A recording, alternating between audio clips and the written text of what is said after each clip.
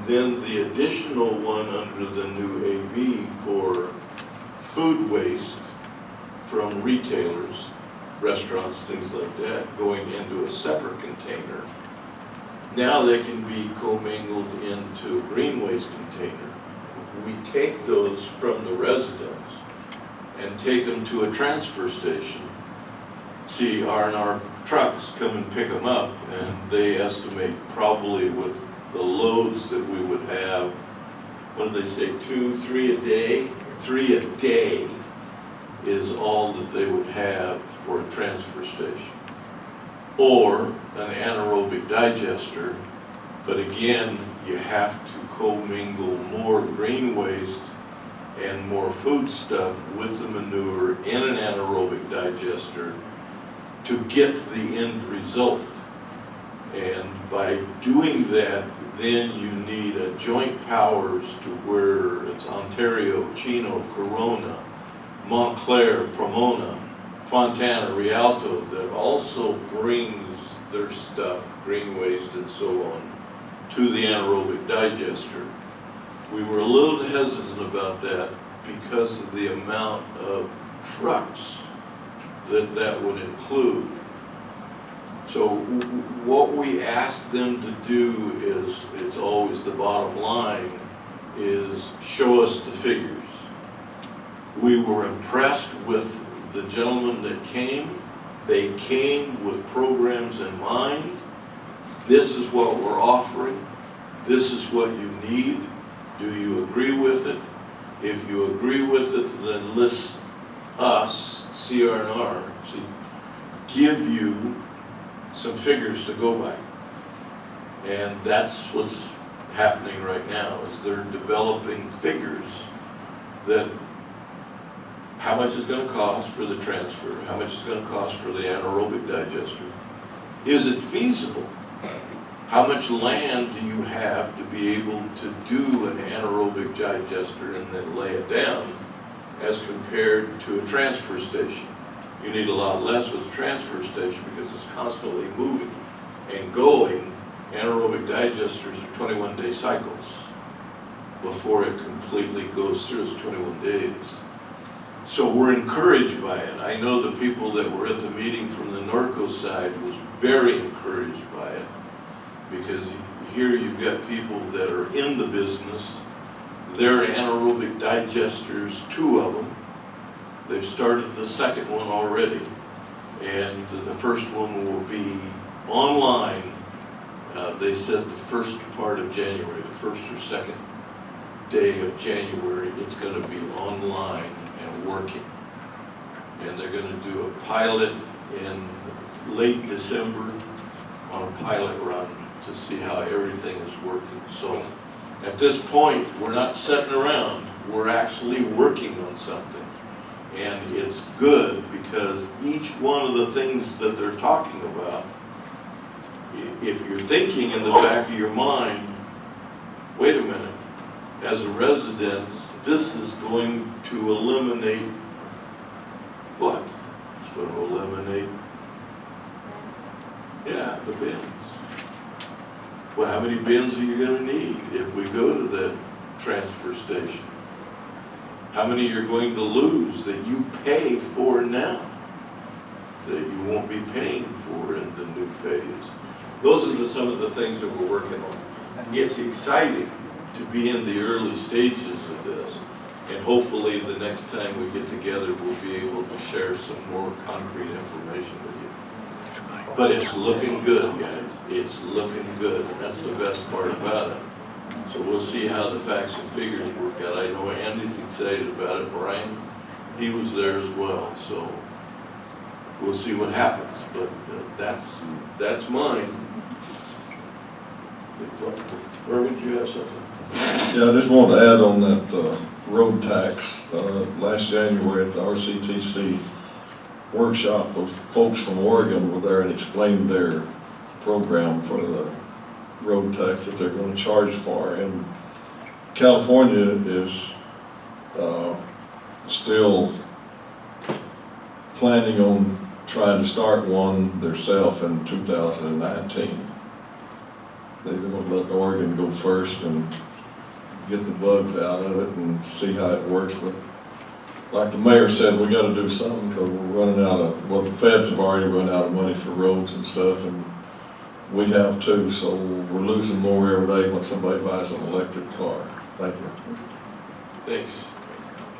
And the next is the consent calendar items. I've got I 2D need you to move up a little bit. You're up on my and camera. 2F right now. Anybody else want to pull any items? Motion to approve the rest. Second. You okay? Azevedo? Yes. Bash? Yes. Hannah? Yes. Higgins? Yes. Newton? Yes. Motion passes.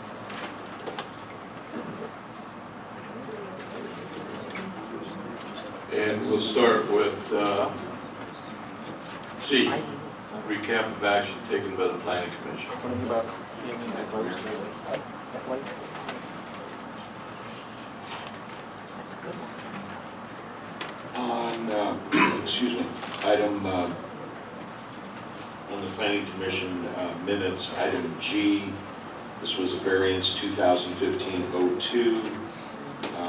I would just like to say that I'm going to agree with the minority opinion. The dissenting vote was based on the opinion that street improvements should be required and not cash in lieu. So I'm going to be in agreement, like I said, with that dissenting vote. And I also wanted to follow up at the previous council meeting.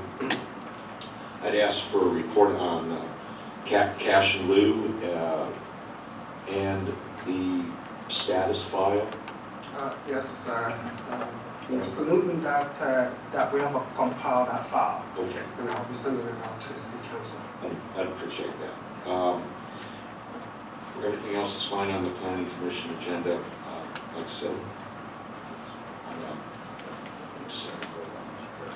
Motion. Motion approved. Second. Azevedo? Yes. Bash? Yes. Hannah? Yes. Higgins? Yes. Newton? Motion passes. And D, I have cards on. Did anybody else want to talk on?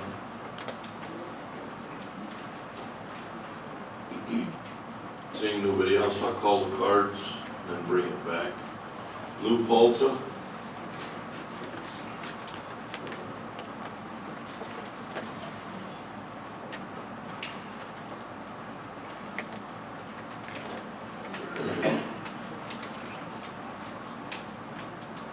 Evening, Mayor. Staff. I was concerned about the amount of the raise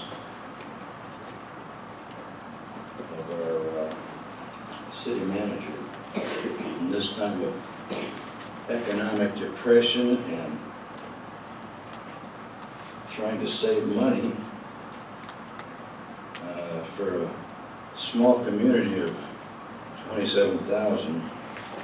I think that this type of salary is a little exorbitant, and especially the $1,000 a month raise for the next 2 years.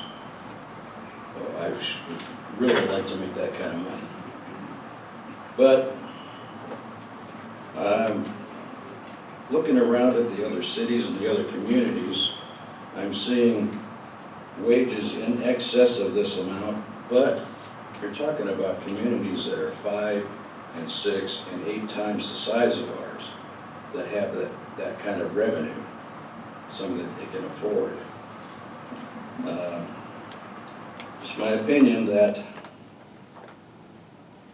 this type of raise, the kind of wages that the city manager, city attorney, those type of people are making, I'm kind of thinking, in my opinion, it exceeds their expertise. I'm not seeing a lot of results for the money. Thank you. Thank you.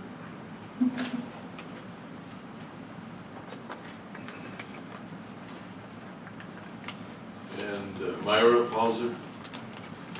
No? That's all the cards I've got to bring back. Anybody else? Sure. Oh, you're gonna do it? All right. Shaking my head because you keep calling me Myra instead of Werner. Yeah, As long as I know. it's you. Okay, this is what happens when Joey and I write our comments in separate rooms. All right. He covered pretty much what I had to say as far as Andy. Andy's fantastic. He really is one of the best financial advisors we've ever had, and I know he deserves it. But I agree, we really can't afford this kind of raise right now. We are a small city. And I really would like to see that $1,000 a month go towards perhaps hiring another part-time code enforcer, something we really need, you know? It's nothing personal against Andy. I know he's worth it, there's no question of that, but being worth something and people being able to afford to pay it are two different things at this time. And I just feel that, like Louis said, you can't do it. I mean, the ad hoc committee has asked you to cut 35%. I don't see you cutting 35% when you're giving all these raise hikes. Mr. Harper is another one, but we'll get into that another time. I really feel that, although I don't want to lose him, I understand, Kevin, you've explained, of course, we don't want to lose him. At the same time, we really just can't afford it right now. There's too many things happening that you guys are spending money on that we just can't afford. I'm not sure. Thank you. Thanks.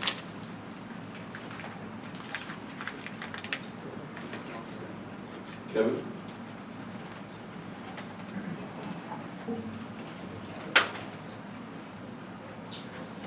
I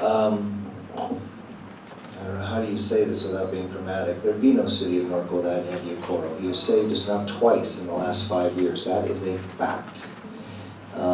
We have been very hard on Andy Okoro. We asked him to do certain things for us, and he actually did all of them that we asked him to do. Silver Lakes is there because of Andy. There are departments that he is working to bring. You know, we're talking about all of that stuff. You know, I guess the way I look at this is that when we go to other cities, there's one other city that doesn't have a lot of experience. And to get a city manager, what they did was they hired somebody with no experience. And there's a couple of them, actually 2 or 3 like that. And it's a disaster, an absolute financial disaster. I know Andy caught a lot of criticism for waiting so long to hire a chief financial officer.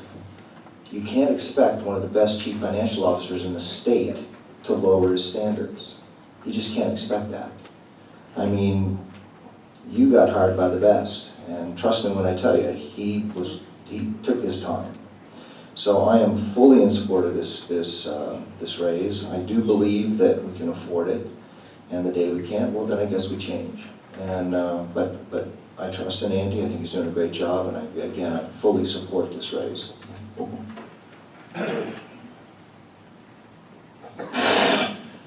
Yeah, I'll agree with Kevin on those remarks about we wouldn't have Silver Lakes if it wasn't for Andy, and we wouldn't have a city.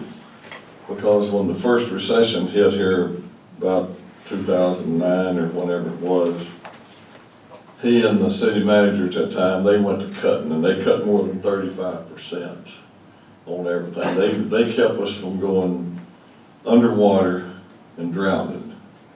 And I know how many hours a week that the gentleman puts in and everything, because I talk to him every day, even on weekends. Try not to bother him on Saturday, but sometimes I have to.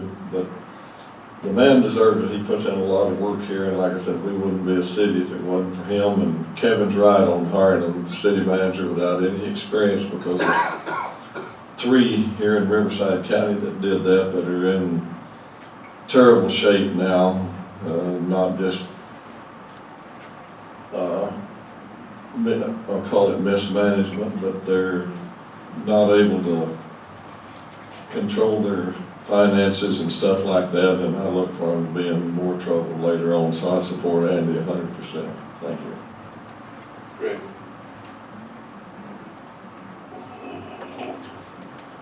Thank you. Just very briefly, during our review with the city manager, he had met all the goals and accomplished the tasks that we had asked for him. On a personal note, I look at Andy and think what a miserable job to have the 5 of us for bosses. And but then we all agree that he's, you know, financially, he's led us, you know, out of a lot of trouble, and that I would think if anybody knows that he can afford a raise, it would be him. And he's so tight with the money, he's not going to just be giving it to himself unless he knows that it's deserved and we can afford it. And the other comment I just wanted to make without much basis was, you know, I don't really like to defend John that much, but as I recall, the city attorney's retainer has not changed since Beth Groves was city manager. Am I correct on that? That's the hourly rate has changed for 15 years. Thank you. Kathy? Well, I certainly concur with all the other council members. I just wanted to throw in just a few more 2 cents, because I didn't talk the first time. This city is truly the most unique in the state. There's no other city manager that has no apartments or condominiums to gather property tax. There's no other city in this entire state that has half-acre lots. There's no other city manager dealing with 131 miles of horse trail. But one of the things that these council members didn't mention is when I was elected in 2004, we had over 100 employees.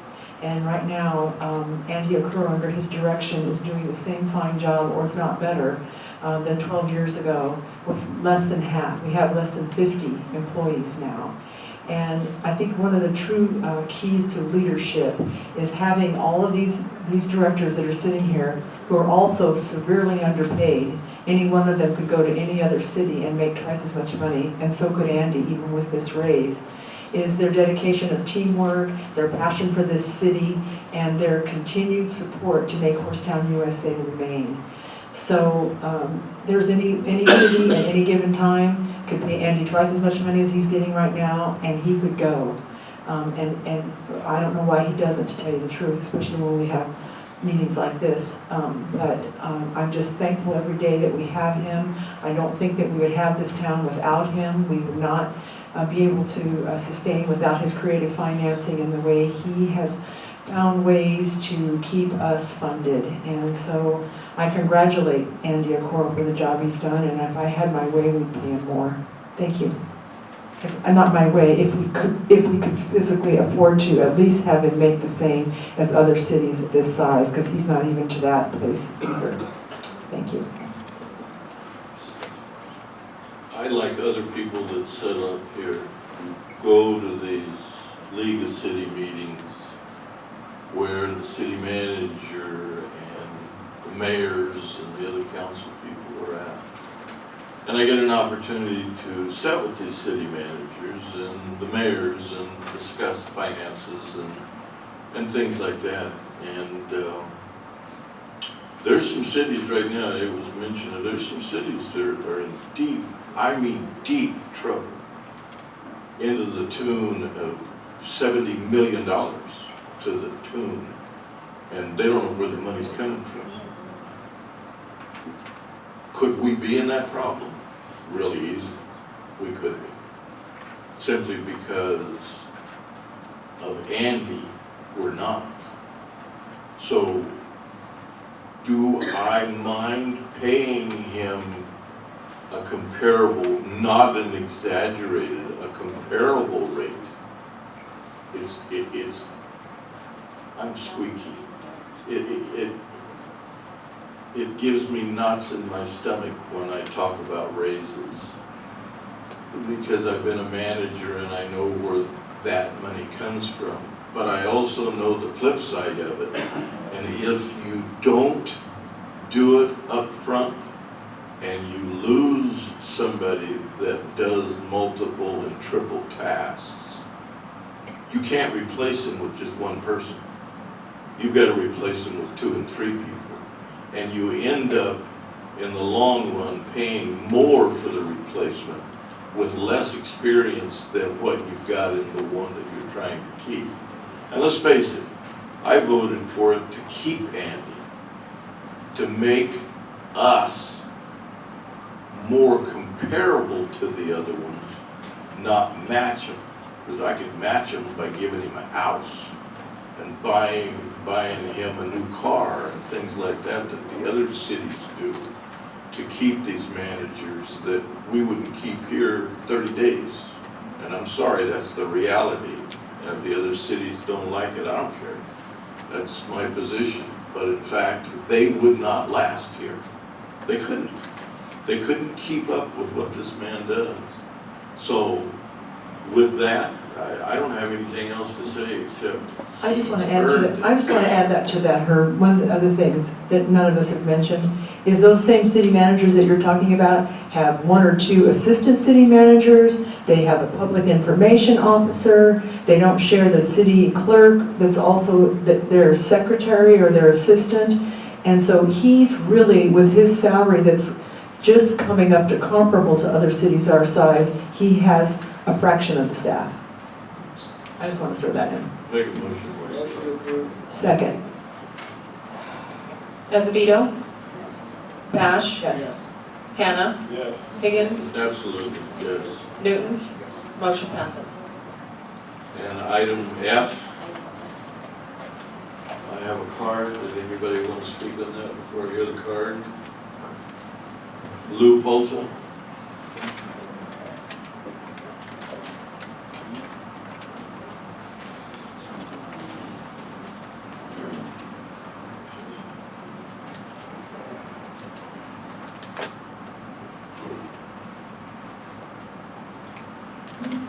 Good evening again. Hi there.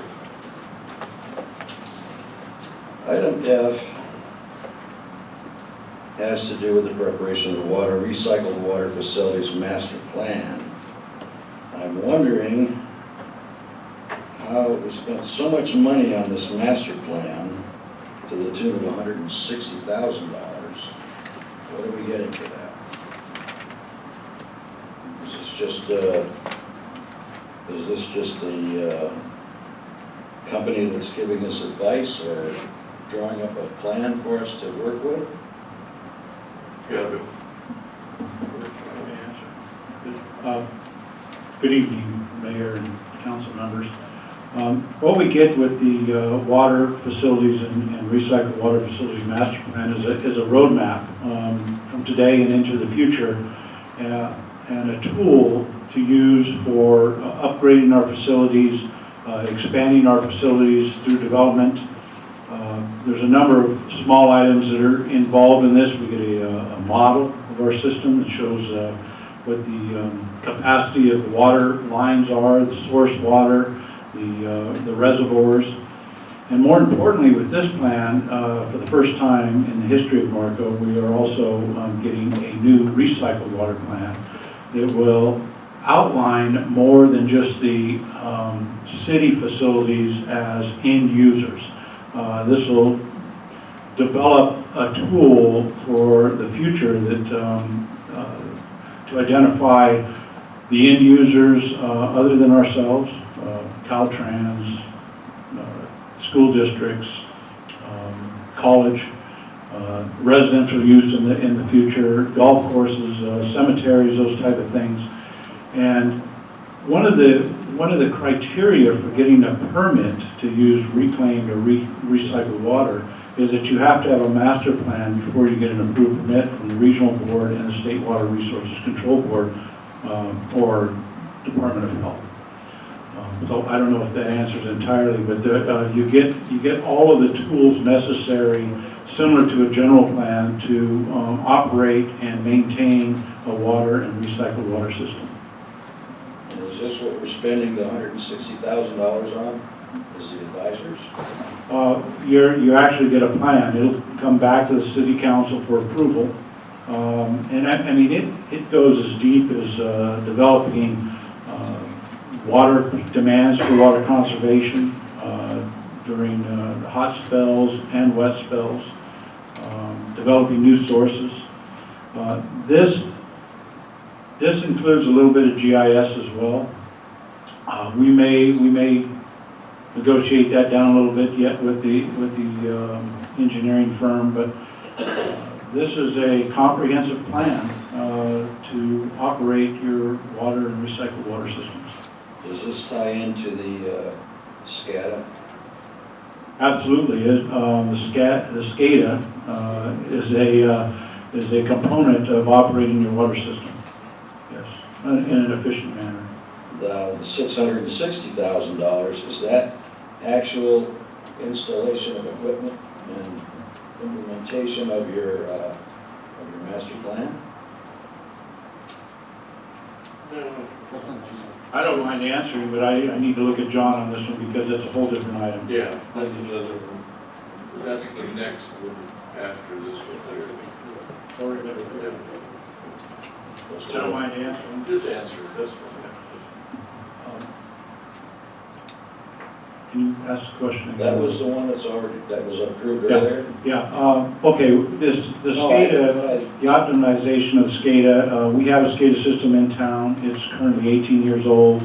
What we're doing is we are putting every one of our facilities has a computer at this facility. And then we have a centralized computer.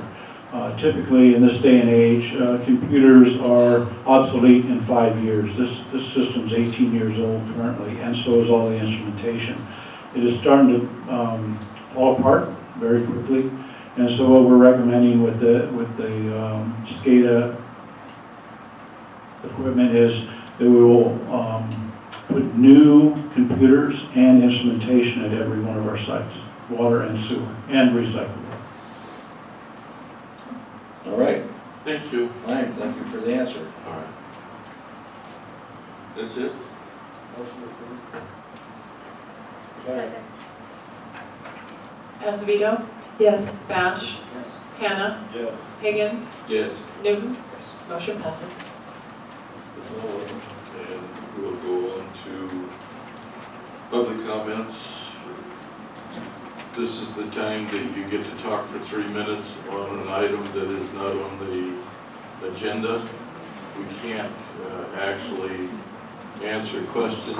We may direct you to the right person that may give you the information that you need. So you'll hear a ding, buzzer, whatever you want to call it, just before your time is up. So kind of wrap up after that. And Ted Hoffman.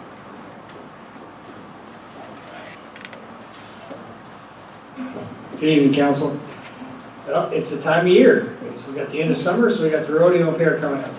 But for tomorrow night, the Norco Metal Posse Rodeo starts tomorrow night with a businessman's team roping in the evening. And then Friday, Saturday, and Sunday will be the rodeo performances, 7:30 on Friday and Saturday night. There's a free rodeo dance for kids, family dance after Friday. There's an after rodeo party for adults on Saturday night. And then Sunday, an event dear and near to me is Challenge Children's Rodeo at 4:30 on Sunday afternoon, right before the PRCA Rodeo. So as being one of the founding members of the PRCA, the Norco Mountain Posse PRCA Rodeo, I invite you all to come out there this weekend. Thank you. Lance Gregory.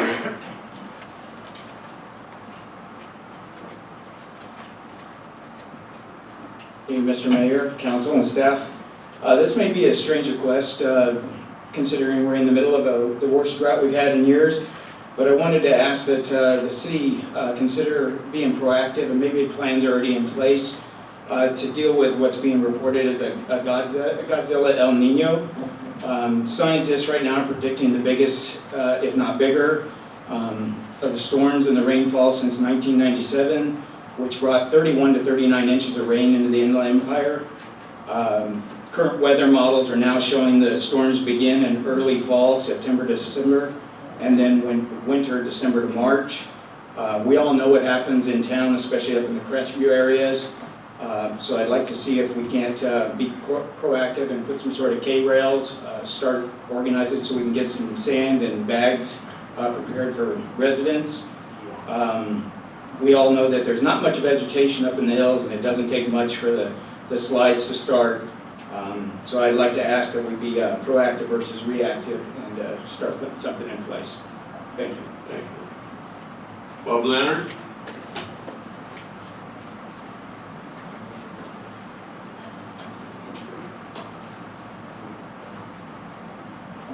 Hello, Mayor and City Council. I'm here as a contractor in the city of Norco, trying to get a permit for a project at 3029 Valley View.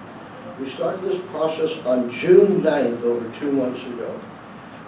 I know that you have all received an email I sent to you on Thursday, August 13th, about the gross abuse that has been inflicted upon my client by your in-house plan checker, Craig Welch, who was also contracted by RKA.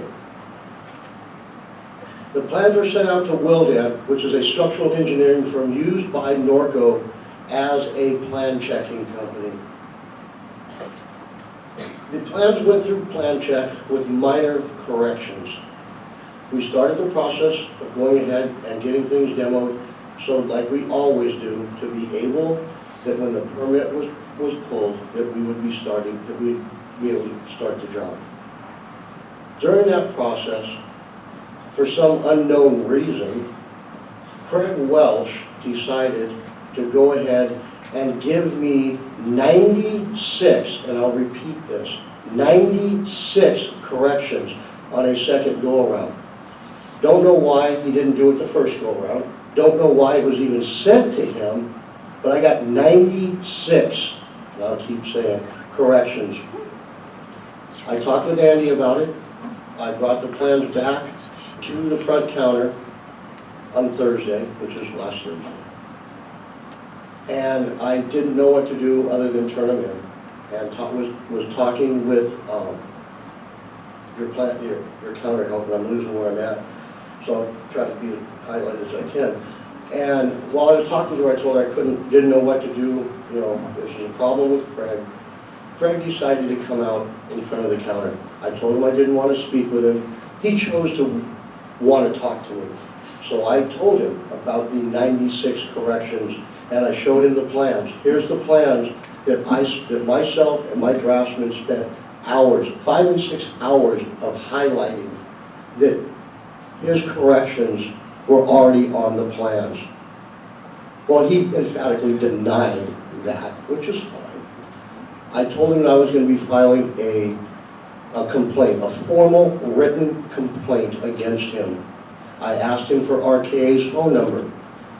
His words to me, it's in the yellow pages. Matter of fact, one of your staff members who runs the building in the safety department was standing there the second time when I asked him. Nothing was said. Is that the way we treat people here? This is beyond ridiculous. You have an engineering firm, structural engineering firm, and then you have RKA. I know I'm running out of time, but please give me this moment. You've got a structural engineering firm. You've got RKA. RKA is a civil engineering company. So you've got Craig Walsh, who has no degree, as far as I know, is not a structural engineer, nothing. You've got RKA. As far as I know, the gentleman, because I did talk to Dominic, that is a civil engineer. So you're going to let a civil engineer override a structural engineer? This is ridiculous. I'm going to leave this. I just got told by my homeowner that they're mad at me. I almost feel like they're blaming me because of the inadequacies of Craig Walsh. Not the first time you've heard it. Not going to be the last time you hear it. I do appreciate Steve and I do appreciate Andy for all the help they're trying to do, but this has got to end. This has got to end. Thank you. Thank you.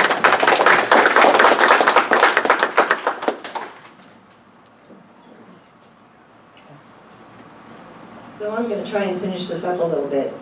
We do appreciate Steve King kind of taking the lead here. I think maybe he just blew the short stick and he's the one that got stuck having to deal with this since the ball got dropped all over the place. We're still trying to figure out how the heck RKA got involved in the entire process. We had asked to have Wilden look at the plans. They did minor corrections, and all of a sudden RKA, Craig is involved with 96 corrections. And he's calling it new construction. It's a remodel. RKA says, Wilden says it's a remodel. But Craig insists this is new construction, even though there was a family living in that house.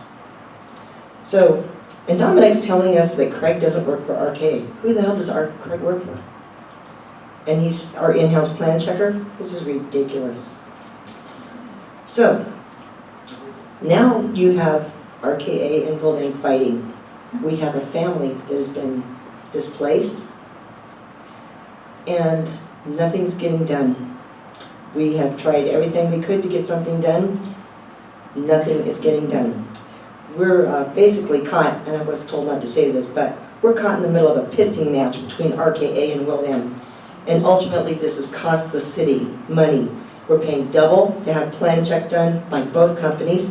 Excessive time has been spent on this project. It's hurt the citizens and businesses in Norco. It's left a family of 6 who is very involved, and I mean very involved, committee of the Norco Fair, 4-H, several sports activities. Do you think she hasn't talked to every single person that's asked her how her remodel's going? And believe me, it's not good. And they're all out of a home right now because for 10 weeks this has been bounced around, and it's a pissing match. It's got to stop.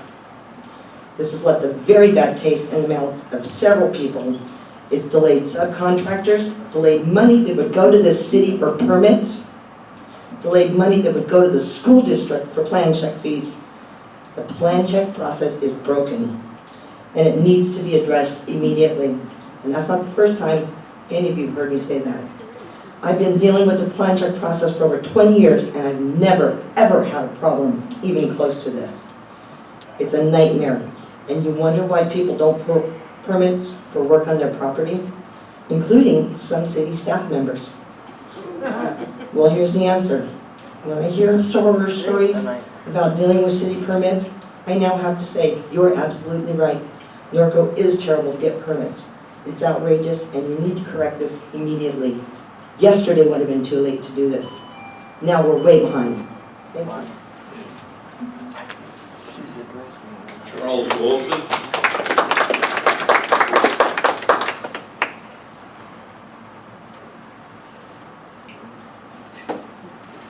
Good evening, Council.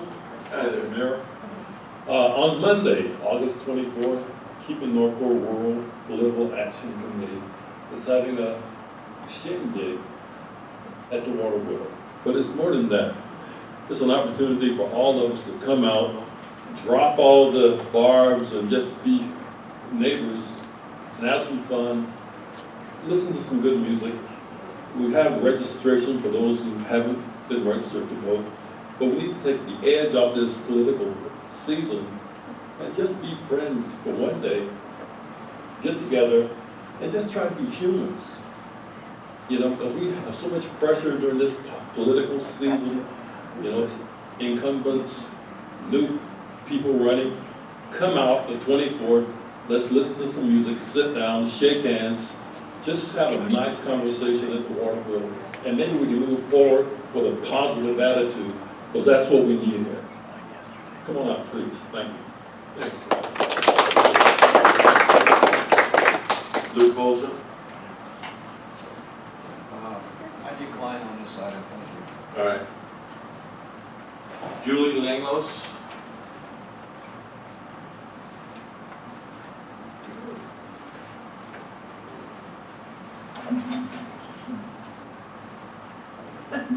All right. I'm the resident at 3020. I'm the resident at 3029 Valley View Avenue.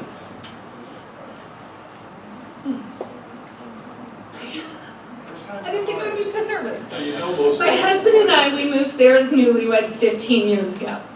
We now have 4 children. They go to Norco schools. We are in Little League. We're in softball. We're in Norco water polo. We're in Alverdaggy's 4-H club. My kids take animals to the fair. I'm on the Norco Fair Committee. We are Norco.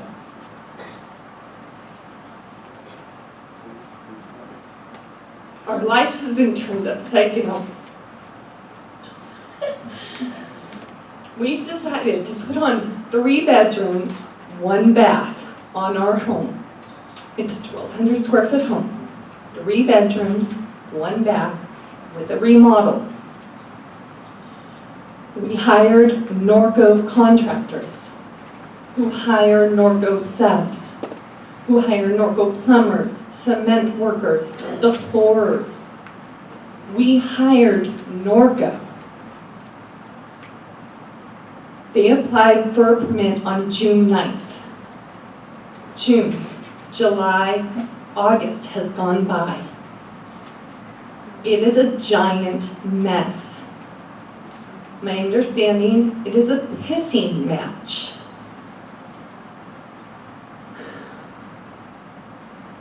I believe it is a personal problem going on.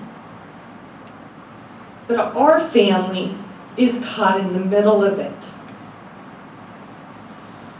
I met with the city yesterday and was assured that it would be resolved today. A huge weight was lifted from our shoulders. Obviously, I'm standing here tonight because it was not resolved today. And we don't know what to do because tomorrow's Thursday and then it's closed on Friday and we start another week with no progress on our house.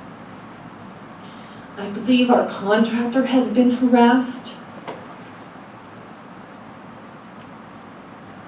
And I don't believe I'm the only resident this happens to, because I know a lot of people and they ask me, how's your house going? Well, it's not going well. And they say it's happened to them too. The permit process, anyways, I just came to let you know as a concerned resident what's happening in your offices. And as a resident, you feel helpless, you feel caught up in your system. So, Thank you for coming.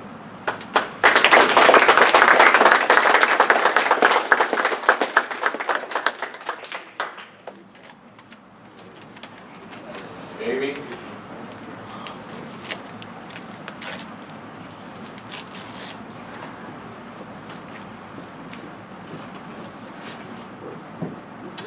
Hello, Council. Hello, Mayor Higgins. Hi there. My name is Amy, and I went to a community meeting where Mayor Higgins spoke on some issues, big issues facing our city and possible funding solutions. I also came to the City Council meeting on July 15th, and I walked out with more questions than answers rather. I had hoped to hear about the ad hoc committee and hear about the potential solutions, and I heard about renaming the animal shelter, a whole bunch of other stuff that just really isn't all that important. And I heard all these things that really were important get put off, and it was really disappointing. One of the things we talked about at that meeting was young people's involvement in local government and coming to the meetings, voter turnout, all of those things would be really helpful in solving our problems if more people were involved, right? Well, when we come to the meetings and that's what we get, I left my daughter at home that night, I left my husband at home that night, and I came for a few hours and it was a waste of my time. So I don't know what the jargon is, I don't know what the right words are to use, but I would suggest that we put off talking about all that little stuff and all the stuff that's important, renaming things, putting up signs, so on and so forth, and talk about the real big issues and how we're going to solve them. I realize it's an election year, nobody likes to talk about taxes, nobody wants to tighten up the purse strings, that's obvious, but we really need to look at how we're going to solve these issues or we're not really going to have a future. It's not what I want to be a part of. So, like I said, I don't know the jargon, but how do we stop talking about that stuff and put the important issues on a fast track? So, thank you, and good night.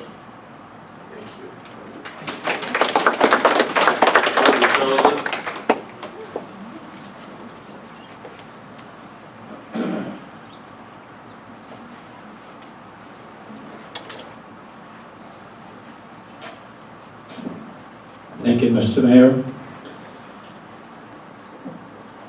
This permit process, it's been broke a long, long time. In fact, there's some of you sitting up there right now on the city council that fined a gentleman a few years ago for grading over at the Learning Center over at the golf course, $5,000 for starting his grading without a permit.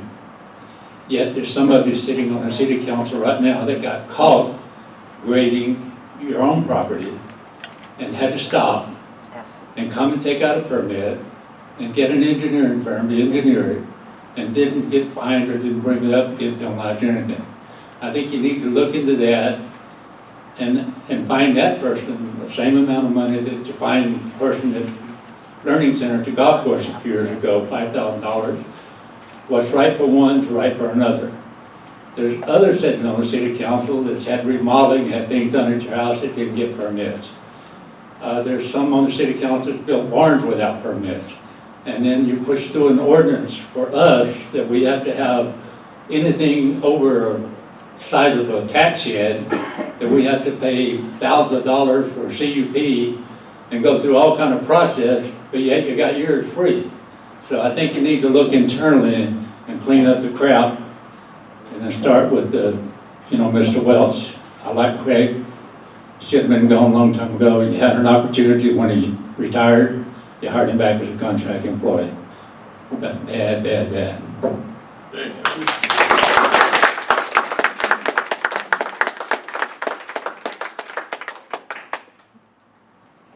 Item 5 is a city council discussion action item. 5A, approval of a parking lot lease with Balboa Management. I'll get that, Mr. Mayor. Good evening, Mr. Mayor, members of the council.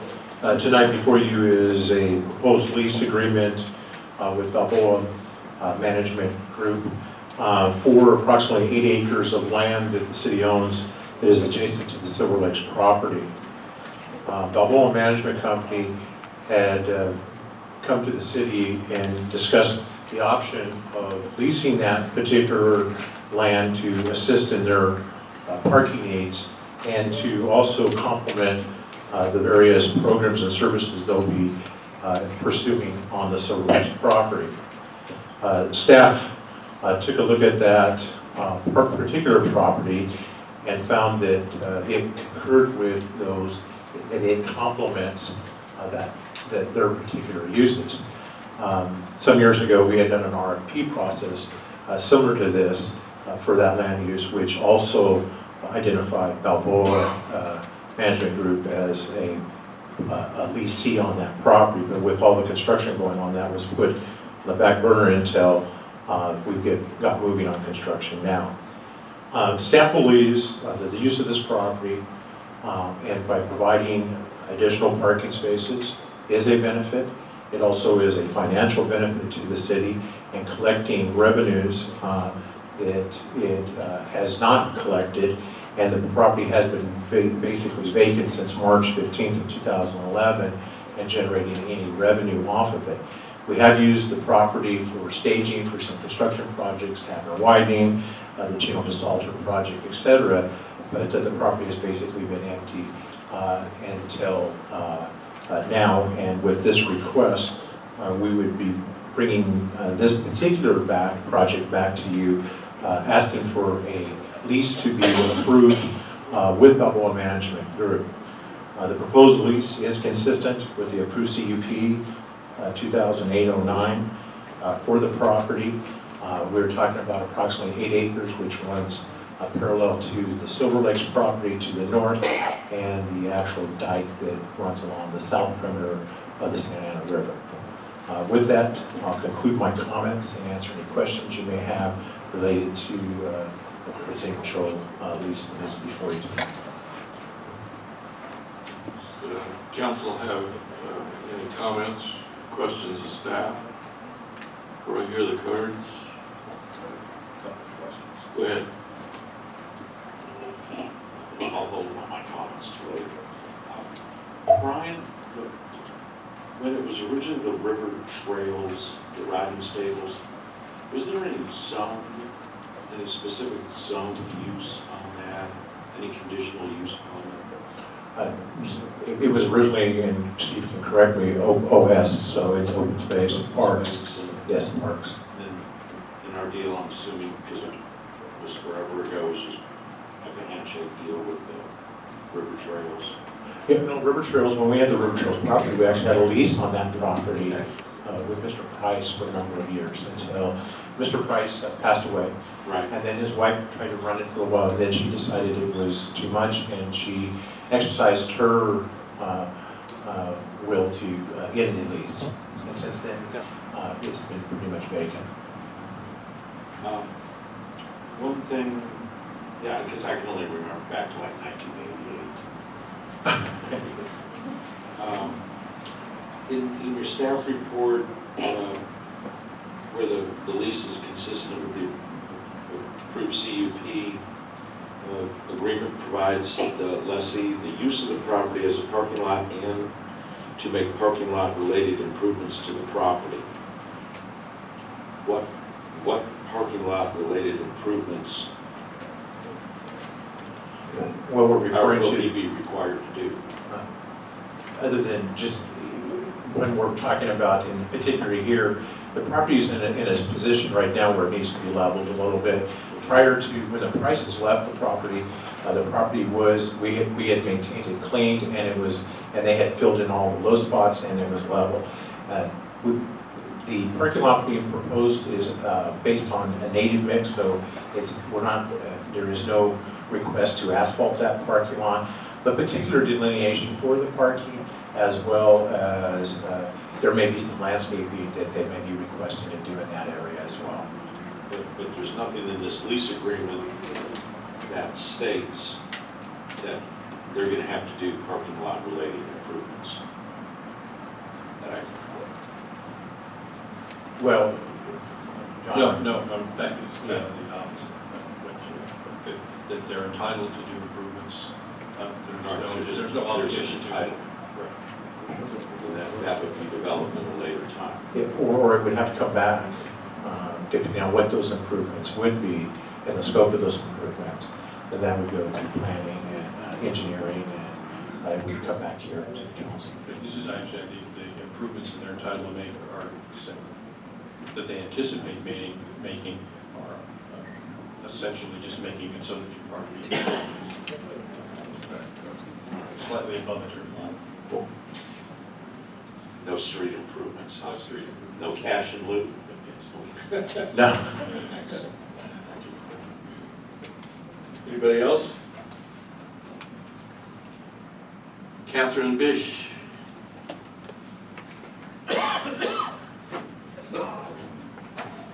Welcome.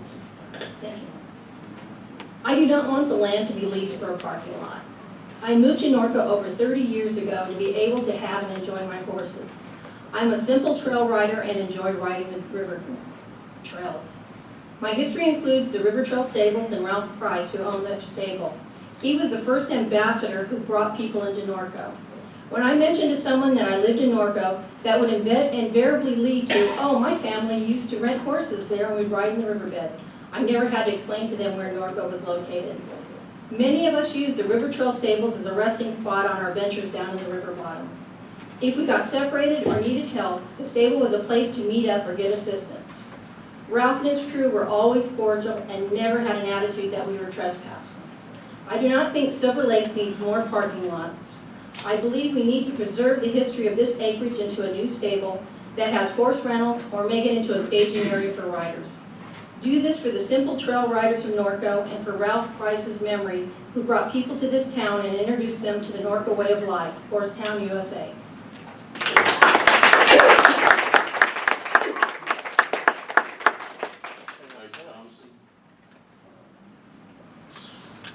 Won't bring them anymore. Good evening, council, staff. My concern with this is the length of the lease agreement.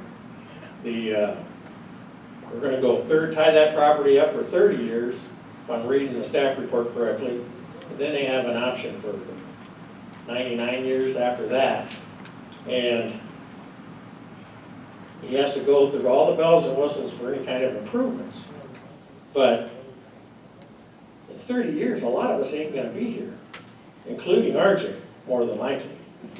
So my concern is, if somebody comes along in the first part of this lease agreement in 30 years, and when the other money's great and everything, and somebody wants to do something with that property, it's tied up, you can't, you're gonna have to do a whole bunch of stuff to get it back. And then if he wants to develop it, the rumors that is a possibility, and it gets out to where it's gonna go to 99 years, he's got the property leased for whatever he builds. We're not gonna get anything but this little piddly amount, when in fact, he should buy the whole damn thing for a large sum of money for the city if, you know, they're gonna finally do some development there. So that's my concern, that I don't see why you can't lease it to him for a parking lot on a yearly basis, or something a whole lot shorter. Amen. Why give the land to his company 30 years down the road for next to nothing? Because once he's gone, it'll belong to the company on the 99 years forever, and we'll all be gone.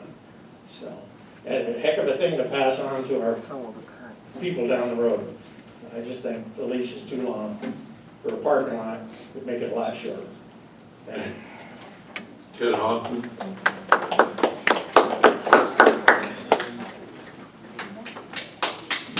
Well, I originally wasn't going to speak on this, but now I am. I like the idea of getting $26,000 to come to our coffers. That's a good thing, where we got nothing for the vacant 8 acres. I am a little concerned about the longevity of this lease. Personally, I don't have a problem with Brian working on this contract, but I think we ought to look at it for the first 5 years, see what we're getting on the flat rate, and then monitor the number of cars and vehicles that are parked there. And maybe over the next 5 years, decide if we're getting the short end of the stick or if it's a good deal. We might make more money on a percentage of the number of cars coming in parked there than we do on a flat rate. So I think that ought to be monitored for the first 5 years to see if this is a great deal or we can make it a better deal after that. I know that takes time, and I know that takes staff we don't have, but it's a long-term investment rather than giving it for the 30 years. The second thing, and I know Andy and now Gina will probably hate me on this, but that $26,000 a year, that should go to the Economic Development Group Committee. That helps us bring in, instead of putting the $40,000 that we earmarked from in this year's budget, put that $26,000 along with some more, because that's what that's for, and we need to bring businesses into town, and I might as well earmark it for that. Thank you. Thanks, Ted. Bob Leonard.